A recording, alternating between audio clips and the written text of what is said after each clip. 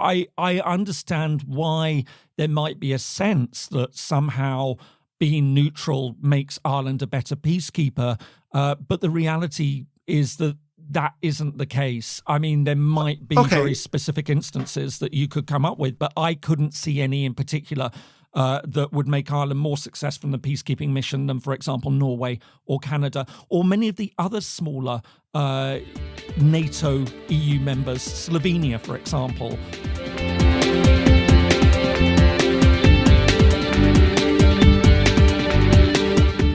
This is Here's How, Ireland's political, social and current affairs podcast, presented by William Campbell. Thank you for downloading episode 159 for the 22nd of June 2023. The Financial Times recently made a change to their style guide.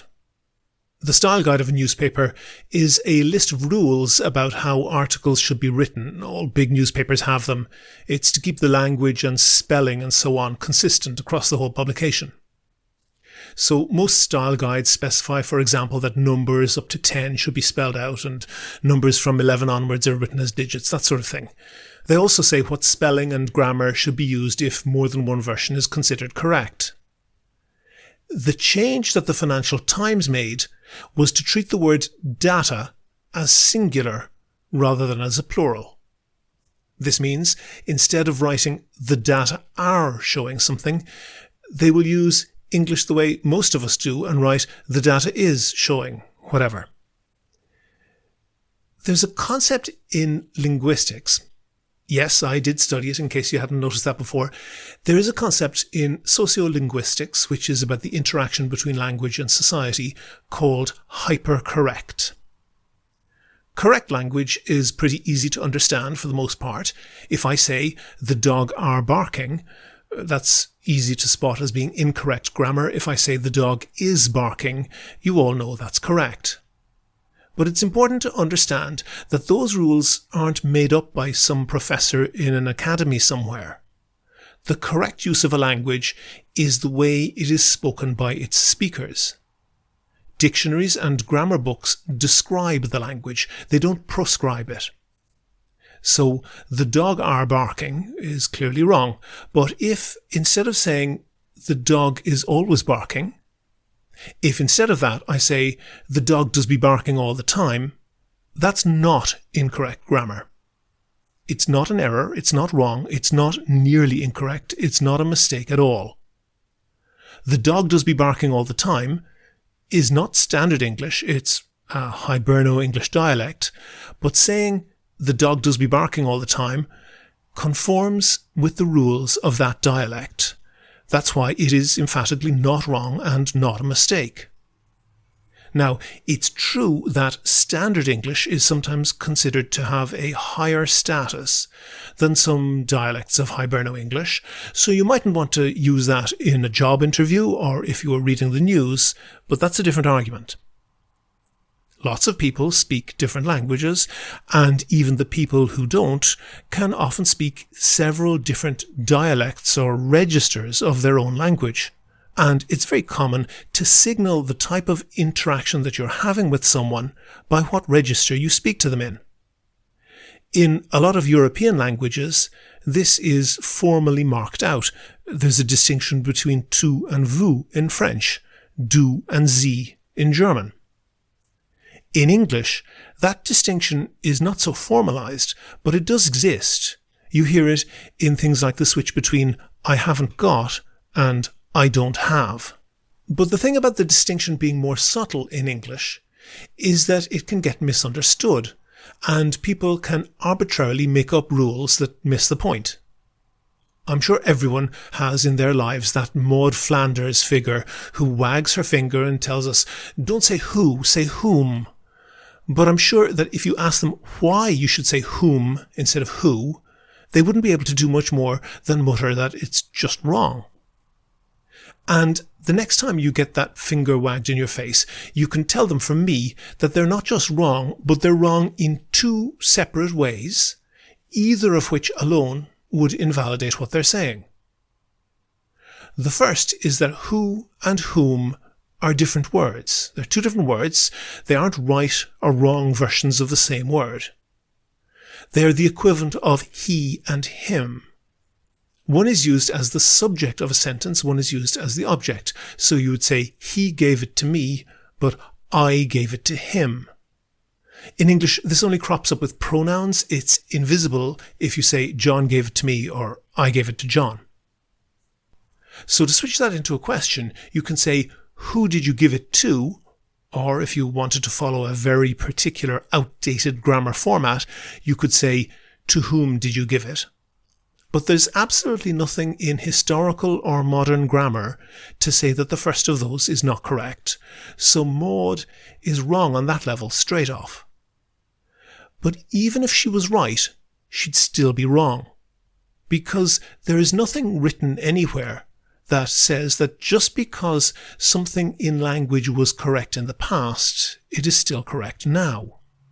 Language just doesn't work that way. Languages change. All languages change unless they're dead, and they change for a load of different reasons, but one of them is necessity, and our language just wouldn't work if we tried to keep it the same as it was hundreds of years ago. But that's got nothing to do with Maud wagging her finger at you and making badly grounded complaints about your grammar. What's going on there is that someone is trying to win a game of social one-upmanship, to show off that they're better educated than you and to put you down in the process. This type of behaviour usually comes from people who are insecure about their own level of education and trying to cover for that by displaying superiority. And that insecurity is probably why so many people doing that are actually making silly grammar mistakes themselves. Probably the richest vein of excuses for finger wagging comes from Latin. There was a collective gasp of horror when newer versions of Star Trek changed their introductory line from "to boldly go where no man has gone before." They changed it to boldly go where no one has gone before. So they fixed the potentially sexist bit, but they didn't fix the supposedly bad grammar of a split infinitive, to boldly go. In case you didn't get that chiding, someone somewhere decided that since Latin infinitives are one single word, they can't be split. The infinitive is the base form of a verb before it's changed for a tense or for who it relates to. And since that one word Latin infinitive can't be split, then English two-word infinitives, to go, also should not be split. You shouldn't put the word boldly in between them to make to boldly go. What they didn't explain was why. The only justification was because that's the way it's done in Latin, rather missing the point that we're not speaking Latin. The Romans did a whole load of things that we don't do, like crucify people, but that alone isn't a good reason for us to do the same. As I said, languages change over time. They usually tend towards simplification and regularity, but that isn't always the case. English has many regular verbs. You add "ed" to make the past tense. Look, looked, walk, walked. But English still has a lot of what are called strong verbs, mostly inherited from German, where a vowel change makes the past tense, like bleed, bled, forget, forgot, begin, began. Languages tend towards regularity, but not always. One exception in English is hang. The original past tense was regular, hanged. But the word was very close to some strong verbs like sing, sink, ring, which go sang, sank, rang, and over time, what was originally a mistake, the word hung, became accepted. But there was a catch. In the past, when handing down a death sentence, judges had a prepared text to read, which included saying, "You will be hanged by the neck until dead." And this didn't change because it was part of an accepted legal formula. So by staying the same, judges found themselves out of step with modern usage, which had shifted. Now, the finger waggers couldn't say that someone as important and educated as a judge got their grammar wrong, but did that stop them? Not at all. Out of nowhere, They just invented a new rule saying pictures are hung, people are hanged. This has absolutely no basis in anything other than a desire to tell people off without risking offending someone in authority. And that brings me back to the data are. The justification for this, like the imaginary rule against split infinitives, is Latin. Data, we are scolded, is a Latin plural and therefore should have a plural verb, are, not is. It's true, in Latin, the word data is the plural of datum, but this is still wrong on so many levels. The first, and to me the most important, is that it sounds terrible. To me that's enough. If it sounds bad, ditch it. You might think that's subjective, but it's actually not. I'll explain in a minute. Another reason it's wrong is that we aren't speaking Latin, so there's no reason to follow Latin grammar rules. And in particular, when words transfer from one language to another, it's common for their grammatical properties to change. There is a direct analogy from a language very closely related to Latin. Spaghetti is a plural. It's the plural of spaghetto. But nobody ever says the spaghetti are hot. That's because in English, spaghetti is a singular. It's uncountable, like water or air. The difference is that spaghetti is an everyday word. The word data is one that's strongly associated with research and universities, where I think you might get an oversupply of people who are anxious to show off how educated they are and how well they fit into their chosen academic clique. And they do this by using this awkward phrasing that distinguishes them from the great unwashed. It sounds odd, it catches in the ear, and that's exactly what it's meant to do. It's intended to make you pay attention to how clever the speaker is. I said that it sounds terrible and that that's not a subjective judgment, and I said I'd say why. I mentioned uncountable nouns, things like liquids or powders, that they're treated as singular in every language that I know of. The water is cold, the flour is in the cake. But English also treats very small things that are difficult to count as singular, like rice, sand, and even spaghetti. These are treated as plurals in other languages, notably Romance languages descended from Latin. Data, particularly in the context that researchers refer to it, is typically a large number of individual points of information. It fits very well into the conceptual frame that applies to rice and sand, that even if the individual components could be counted, they're not considered separately and they're too small to practically be counted out individually. Objectively speaking, the word data in English fits very well into that category, and aside from the snobbery and finger wagging, that's why it sounds bad to say the data are. So I'm glad that the Financial Times are making that change. And I may have to tag Dan McClellan, a guest we had on the podcast a while back, on this. There are no data that suggests there's anything. It's a misrepresentation of those data, and so there are absolutely no data that connect. There are no data that support this. There are no other data that point to any kind of. And there are no data that pre-exist this manuscript. There are no data that support this claim. There are no data that support a global flood. There are no data that indicate this. In a moment we'll have the interview, but first I want to say thanks to all of the patrons on Patreon. We really appreciate everyone who donates. We don't get a huge amount of money. We're not in the same league as some major podcasters, but we really appreciate it. It pays for things like web hosting. Kevin and myself basically donate our time for free. And a new patron on Patreon is also a great morale booster. It lets us know that there's people out there listening and appreciating the podcast. We make a big effort to cover things that are undercovered in the Irish media.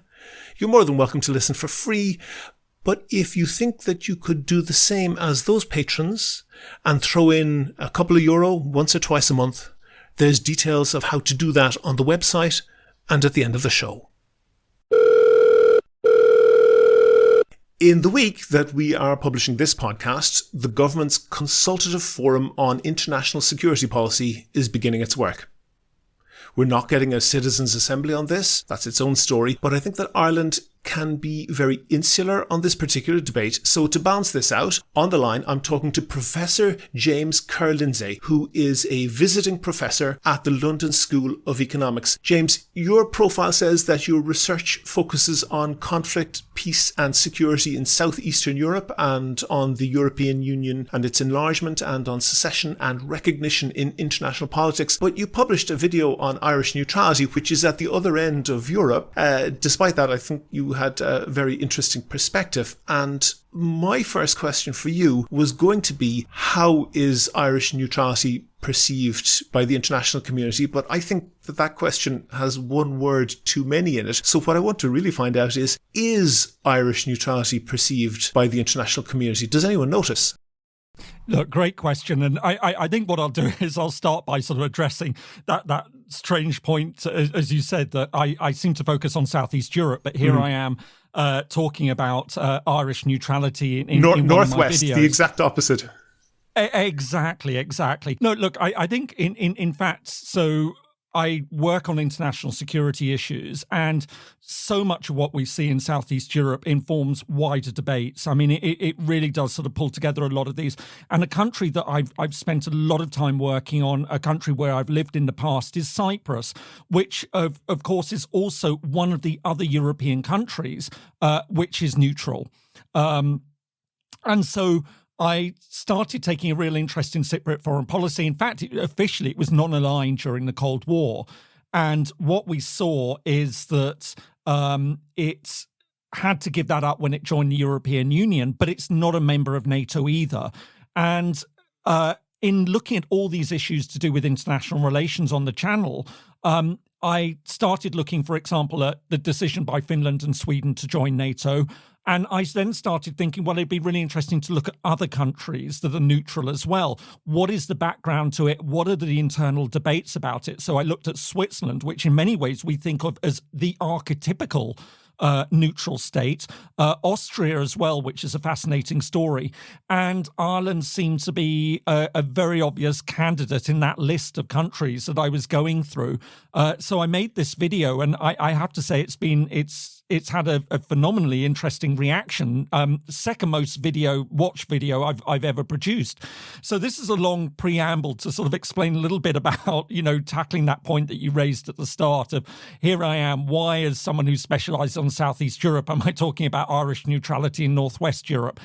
But I think to turn to the main point is that I think in many ways you're right. If you were to ask people, which countries in the world are neutral, I mean, I'd say 9 times out of 10, somebody would say Switzerland. People might be aware that Austria is neutral, although, again, the response I had on that video showed that actually there were a surprising number of people who weren't aware that it was neutral. Sweden, obviously, is a country that comes up, although obviously it's made its decision to relinquish that neutrality. But you're right, very few people would immediately think of Ireland. I think that the natural reaction would be that, well, I always thought it was a member of NATO. And I think that would probably be a fairly, fair reaction for people to have. I mean, it's not something, as you can imagine, that most people are particularly aware of. There isn't much of a debate about Irish foreign policy in general in international circles, and that's no criticism of Ireland. I mean, it's the case for a lot of countries in the European Union that they don't really come onto the radar until something major happens that puts them on the radar. And so I think you're right. I think most people probably wouldn't know a lot about Irish foreign policy and about Ireland's sort of position on neutrality and why it got there and why it's now open for debate. And does that have an impact on policy? I can imagine perhaps it might get us some ill feeling in American military circles. Is that balanced by some consideration on what used to be the Soviet bloc side, which is now turning back, I think, very quickly into the Cold War, perhaps not even cold. But do you get any sense that anti-NATO forces around the world cut Ireland any more slack than they might otherwise? I mean, this touches on so much of what I. Oh, give me a yes or no. If you're going to push me on this, no, I don't think it really comes into it. I know a lot of people would like to think that it does, but it doesn't. And I give two very good answers that, or two answers that I think are good answers to this. So you will often hear people in Ireland say that Ireland's position on neutrality allows it to act as a mediator.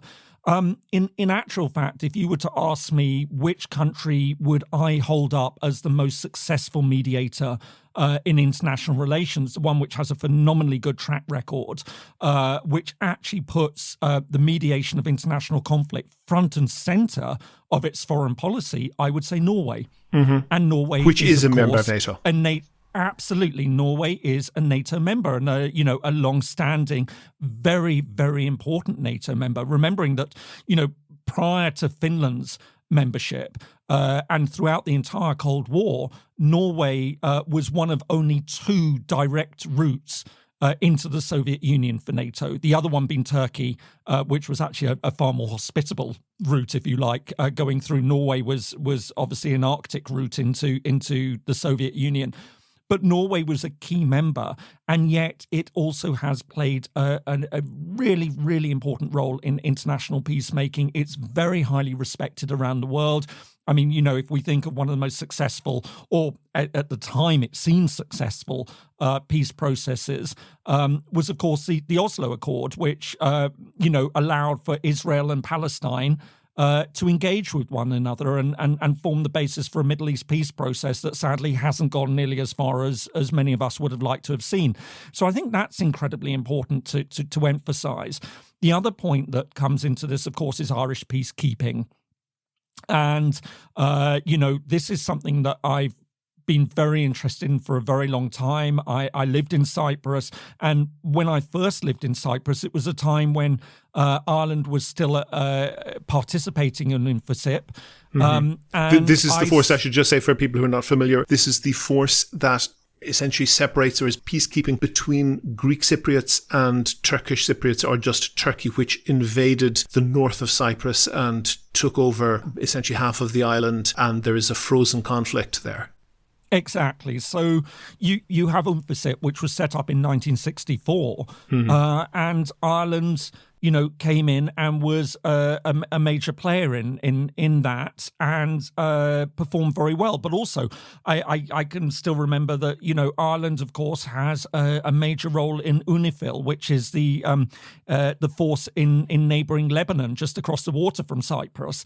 And so Ireland obviously has a tremendously rich history in terms of UN peacekeeping.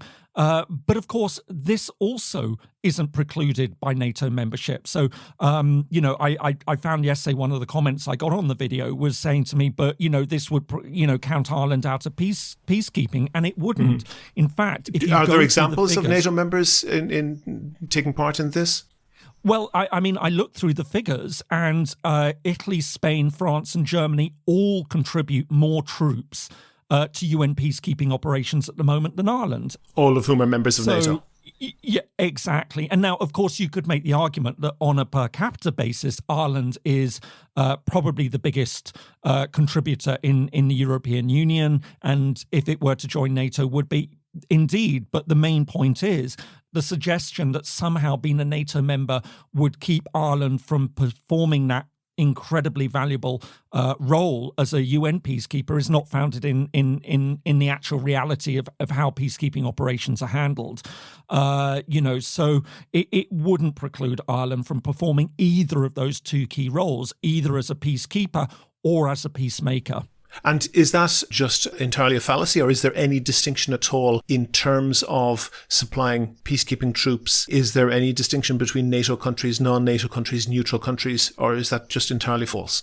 It hasn't really played a part since the end of the Cold War. Okay. So when peacekeeping was originally envisaged, essentially UN peacekeeping, it's not mentioned in the UN Charter.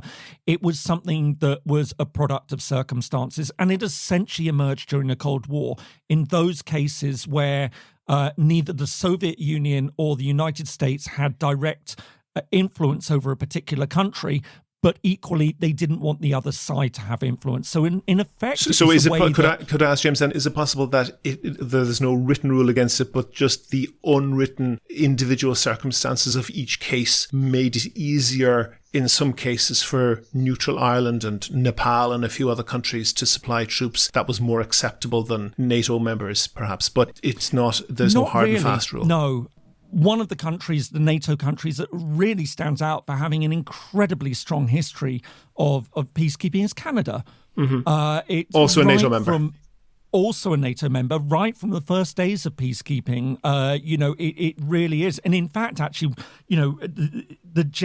considered to be the father of peacekeeping is somebody called Lester Pearson, a Canadian. So, and Canada was a NATO member. So again, I mean, I understand why there might be a sense that somehow being neutral makes Ireland a better peacekeeper, but the reality is that isn't the case. I mean, there might be very specific instances that you could come up with, but I couldn't see any in particular that would make Ireland more successful in the peacekeeping mission than, for example, Norway or Canada or many of the other smaller NATO EU members, Slovenia, for example, than Ireland. So I don't think NATO plays as much a role as people might think it does in precluding or including Ireland in peacekeeping operations. Okay, those are perhaps external justifications for neutrality, and it's probably worth noting that there's been opinion polling on this recently in that 61% of people, according to an Irish Times Ipsos poll, want to retain the current model and want to keep Ireland neutral and not a member of NATO. The Irish Times actually,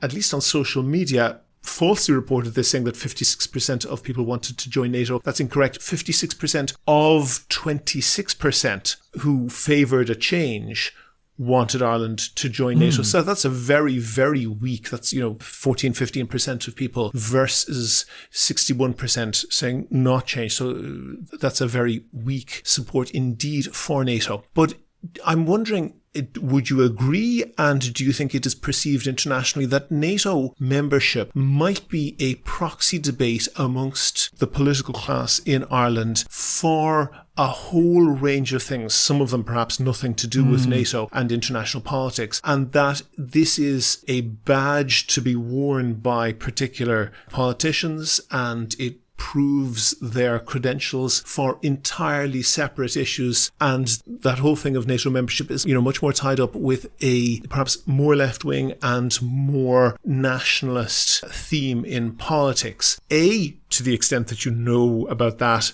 do you agree? And B, do you think that's appreciated internationally?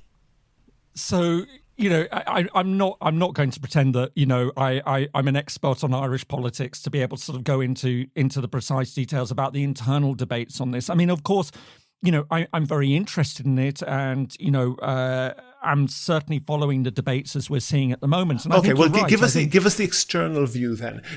Does the general public and the security officials who matter, do either of those two populations on any side in any country in the world that matters have any appreciation of that and perhaps discount Ireland's position on that basis? No, I think, I think every country is aware that there are very, very strong domestic factors that shape foreign policy. I mean, it's perfectly natural. I think, if I were to say what seems to be the issue here is that neutrality has become, for many people, a part of the Irish identity. And this is not something that is limited to Ireland. As I say, having looked at the neutrality debates in other countries, one can see very much the same sort of trend. Oh, tell me, I'm very interested in this. Where are there parallels? Well, take your pick, frankly. Switzerland, Austria. It was very much a sense that neutrality had become a part of the identity, to the point that people forgot the origins of that neutrality. They just sort of said, we are neutral. This is who we are. We mustn't give it up under any circumstances. But they'd sort of forgotten why the country became neutral. And if you look at it, every country has very, very different reasons for their neutrality. That there isn't a single strand. If you look at Sweden, if you look at Finland, if you look at Switzerland, if you look at Austria, if you look at Cyprus, if you look at Ireland, Every single one of those cases is completely different from each other, but all of them are tied together by the fact that for a very long time, the population said, we're neutral. It's who we are. We don't question it.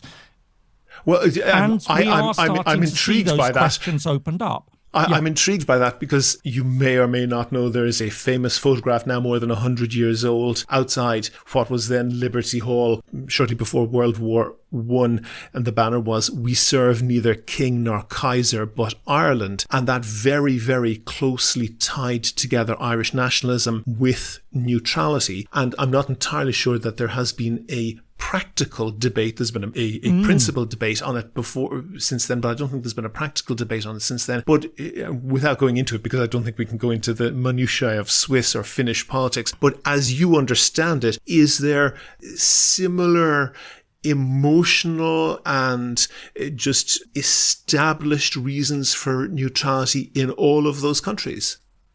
Well, look, I won't go into the details, but maybe listeners would be interested to know what they are. So we think of Switzerland as the archetypical neutral country, that this is something so embedded in Swiss identity. Why was Switzerland neutral? It was neutral simply because it was a way of stopping France and Austria-Hungary or the Austrian Empire from going to war. Mm-hmm.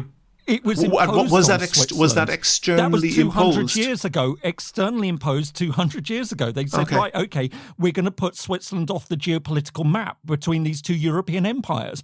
200 years later, here we are. Switzerland is still neutral. Everyone's forgotten. No one's alive from when that decision was taken, but it's there.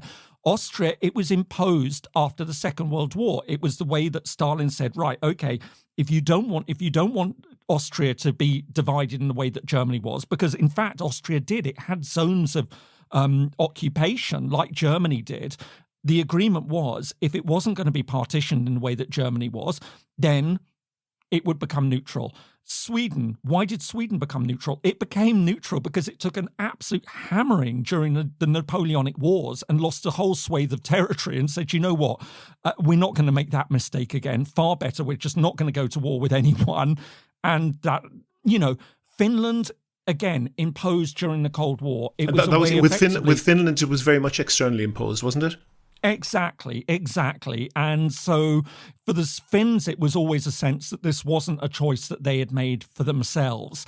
And so in many ways, it's probably Finland has been the country where the debate has been strongest in favour of joining NATO. They have a border with Russia. They feel the nervousness there. They have a bit of history, as you know, with Russia over the centuries.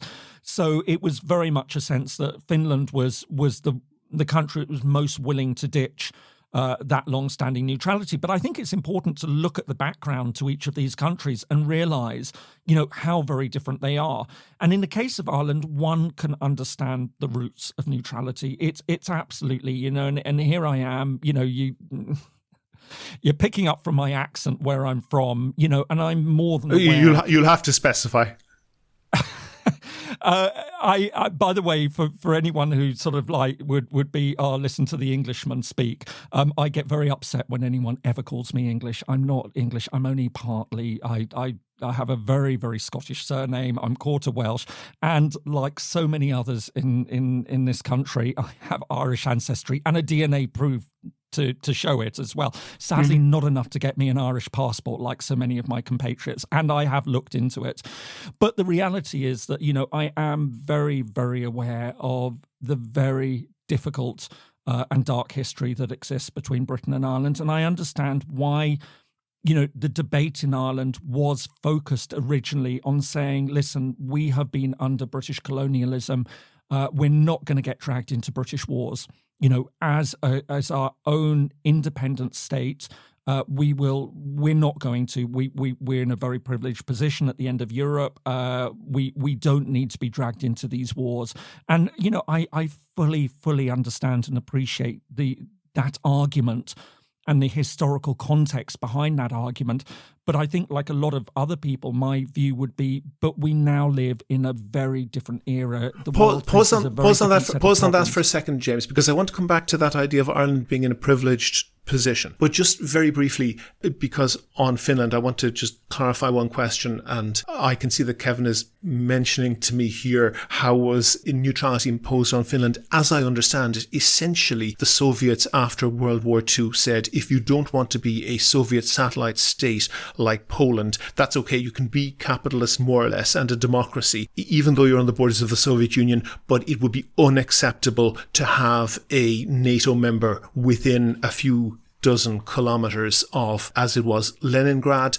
And that was basically a deal in the way that, if not written down, but at least a deal made between the Western Allies and the Soviet Union in the aftermath of World War II. So, Finland may not have had an equally emotional attachment to neutrality as Ireland. And carrying on from that, it is now the weakness of Russia that allows Finland to join. Is that a correct perception on that?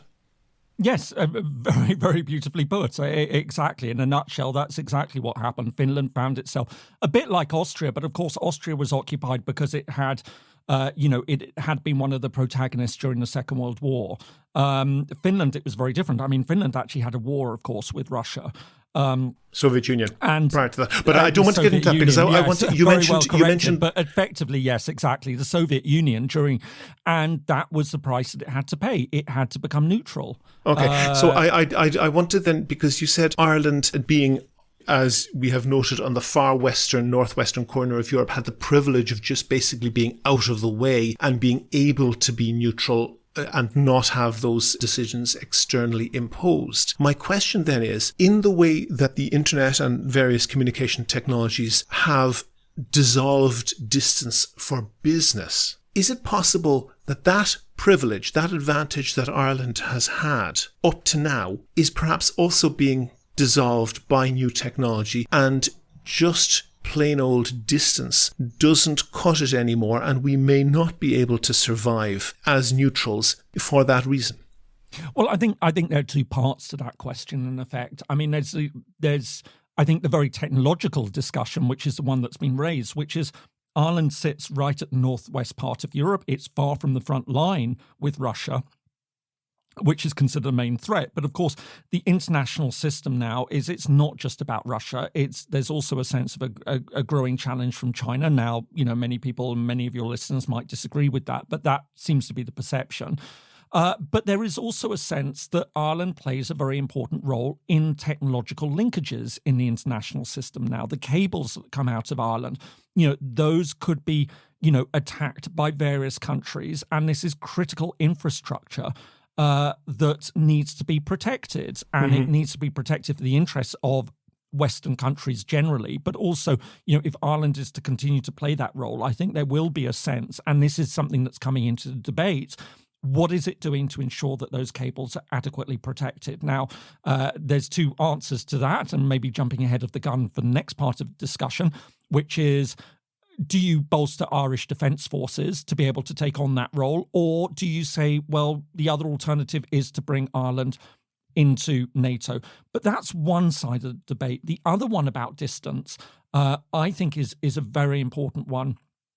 And that touches on what I would see as more of the moral argument that we have about Irish membership of NATO and abandoning neutrality, which is that Ireland is in a privileged position of being where it is. It doesn't have a border with Russia, but there are many EU members, fellow countries in the European Union that feel very genuinely very worried about the direction that Russia is taking, that see the war in Ukraine as nothing less than an existential war, that if Russia wins this, then it'll be them next. And there's an argument that, and I should pause, James, I should say to that, if you look at Russian internal media, that's exactly what they're saying. They're explicitly and directly saying that. Yes, the Baltic republics, for example, the Baltic states, the former Baltic republics of the Soviet Union, that there is a real sense of worry there, that there's a real sense of concern in Poland about this, that you see this, that, and so many would argue that these are fellow EU members of Ireland. These are countries that don't have the luxury of sitting at the other end of Europe, that have stood by Ireland on issues, I would, most not least Brexit. prominently Brexit, exactly, and have said, look, we understand Ireland, the special position you find yourself in, the destabilising nature of Brexit, and lined up behind Ireland. Now, people would say, but that's not the same as sending troops to defend these countries. Maybe not, but I think that there is still the argument that would say that, it's about solidarity. It's about European countries recognizing the multitude of threats, challenges that they have, and responding in a way that each one says to the other, we stand behind you. We will help you. This is where you get to a very interesting other debate, which is of course, the difference between political and military neutrality. And Ireland has completely ditched the idea of political neutrality. And in which case, and what is the difference anyway? Why is military neutrality then so problematic? And what is the difference anyway? I'm not even clear on that. I don't think anyone is, to be honest. How can you say, yep, absolutely, we're not going to sit on the fence. Russia is an aggressor here. We're going to impose sanctions on it. We're going to take a tough stance on it. But somehow, militarily, we must retain our neutrality. We won't back that up.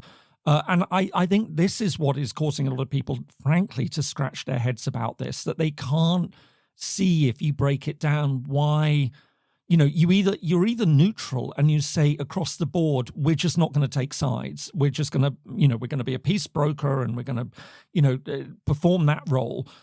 Or you say, you know what, we're all in. We live in a different world. And Ireland needs, and hopefully it will never come to it, that Ireland needs to back up its other EU partners, other Western partners, and say, if worse comes to the worst, Poland, Latvia, Lithuania, Estonia, Finland, if you're ever invaded, we will do our part. We will do our part to help defend you. And I think that, this, to my mind, is a very powerful argument. And of course, I understand a lot of people in Ireland would say, well, no, we mustn't give up on our neutrality. But I think, as I say, tying it all together, looking at the history of it, looking at where we stand at the moment, looking at the current Irish political policy on the war in Ukraine and its links with European Union as part of the West, it just seems that idea of military neutrality doesn't make a lot of sense to a lot of outside observers. Okay, I want to roll two questions then up together. One of which is, and we noticed just before the invasion of Ukraine by Russia, there was an incident whereby Russian warships were allegedly carrying out exercises pretty close to the Irish coastline, legally, in the sense that they were not encroaching on Irish territorial waters, but still in the Irish economic zone. That was something most Irish people, I think, were very unhappy with, and Irish fishermen performed an extraordinary role in deterring that. And the second thing that I'm throwing into that is that it seems to me that neutral countries tend to have large and powerful arms industries because they want to be able to supply, their own arms. They're not dependent on allies, which they don't have, to supply their own arms. And that then tends to make them into quite large arms exporters, Sweden and Switzerland being notable on that. And whatever about Ireland having either the capacity or the desire to turn into an arms manufacturer, let alone an arms exporter, is it at all feasible that Ireland could expand its naval and military capacity sufficiently in order to be able to defend even just those very vital data lines under the sea coming into Ireland? Well, again, this raises up so many interesting points on how we understand sort of NATO as an organization and things. So, there would be a sense, joining NATO is going to require Ireland to make a massive investment in defence, and it's going to have to bolster the number of troops in the defence forces. It's going to have to increase its air force, its navy. Mm-hmm. It's a little bit more fine-grained than that. That yes, Ireland will definitely have to increase its defence spending. Now, as you'll be aware, and I'm sure many listeners will, NATO has an across-the-board countries that are members are meant to be spending 2% of GDP on defence, which would be a very, very significant increase for Ireland. I can't remember how much it is. I think it's 0.3% of GDP at the moment, maybe 0.5. So we're talking anywhere between a 4 to 6-fold increase in defence expenditure. But that doesn't necessarily mean that suddenly you're going to have sort of a mass recruitment for soldiers into the defence forces. It can be spent in different ways. And in actual fact, it's also worth pointing out that there is, in fact, a NATO member that doesn't actually have an armed force at all, which is Iceland. Uh-huh. It performs a vital role for NATO as a way of listening surveillance for the North Atlantic. Yes. Iceland, it is worth saying that Iceland has a population of about 1/3 of 1 million people. So any contribution it would make would be slight, to put it mildly. Ireland, I'm seeing here, spends less than 1/3 of 1% of GDP on defence. So we would need to increase that sixfold in order to meet that NATO requirement. It is worth saying, though, that up to the start of the Russian invasion of Ukraine, many other NATO members did not meet that threshold either, although Poland has now increased it, and Poland are cruising towards 4%, which is something like double the requirement. One thing that I kind of just want to understand on that is you are saying, if I understand you correctly, that the cost of NATO membership would be very significant in monetary terms. We don't know what that consideration is feeding into the opinion poll figures very much against joining NATO. But is the current situation feasible? So in other words, is that an avoidable cost? Will Ireland end up having to increase the costs anyway?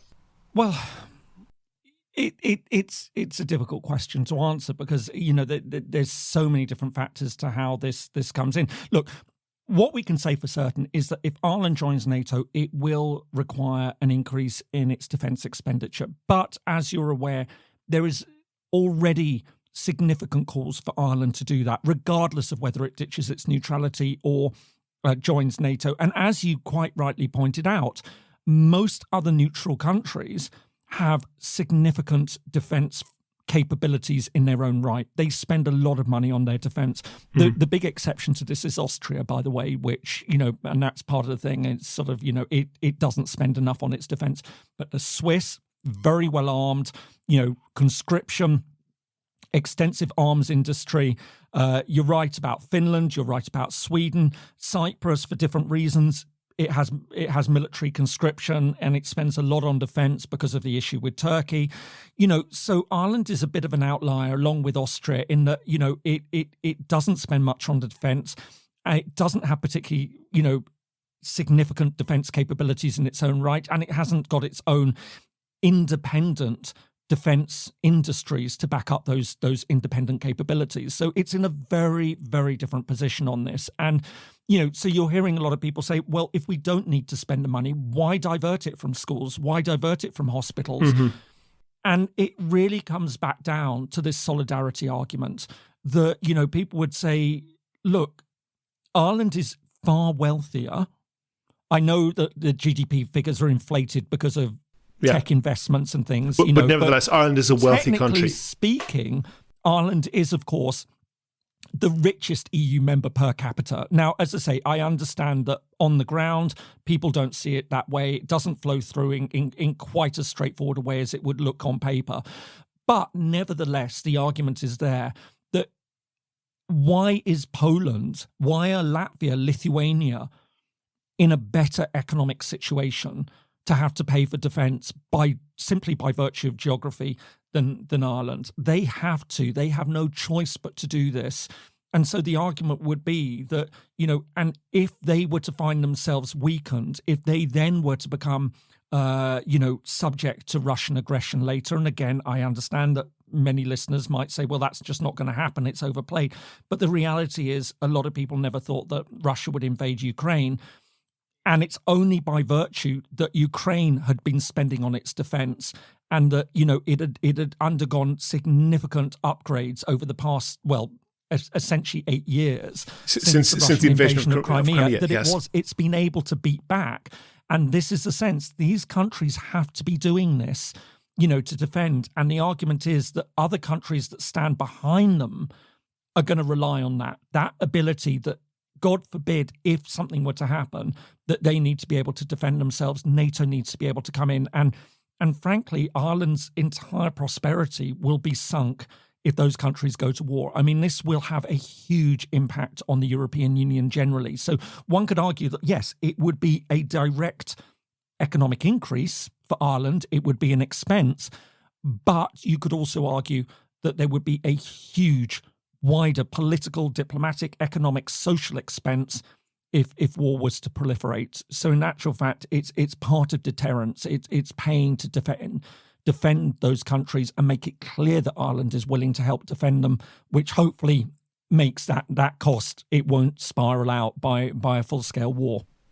Okay. I made an argument on a recent podcast essentially about Finland, that Finland is incredibly well armed, incredibly well trained, and has a very, very high degree of preparedness. If you get at a map and compare Finland and Russia, you might almost laugh at the idea that Finland could defend itself against Russia, but that might not be the exact point. The point of Finland being very well armed and very highly prepared is to deter war. In other words, to put the cost for Russia of any potential invasion of Finland, to make that cost so high that it's not worth attacking them in the first place. And they may remember that a similar thing happened in history at the start of World War II.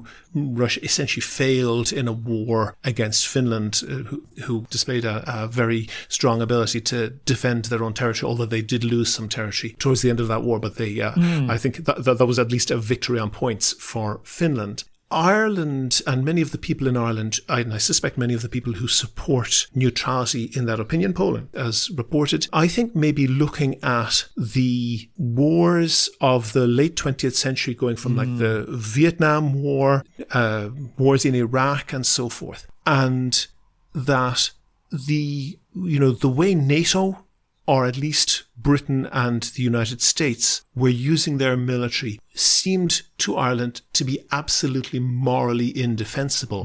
And throwing our lot in with that is very, that doesn't seem like a moral thing to do. And the idea of solidarity with that is not something that I think either I or anybody else would find very appealing. Now, bookending that, there's no question that most people in Ireland would view the Allies in World War II as having been a very moral war and being fought a very supportable fight against the Nazis. And at the other end now, I think there's enormous, with some very small and odd exceptions, there's enormous support for Ukraine within Ireland in their their battle for survival.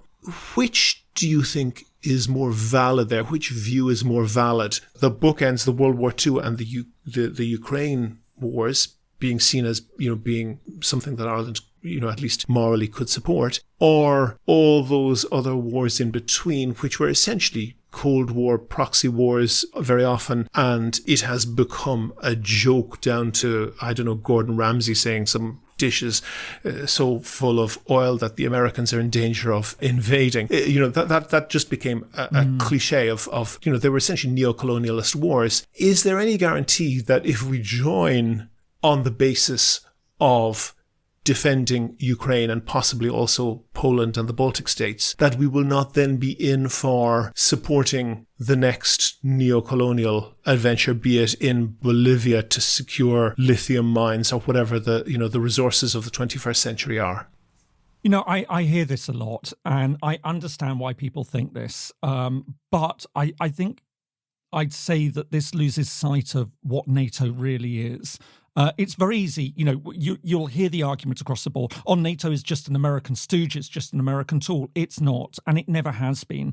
It doesn't work that way. You cannot persuade what is now 31 countries, very, very different traditions, very different histories, very different international relations, to sign up to wars of aggression. It's as simple as that. Iraq was not a NATO war.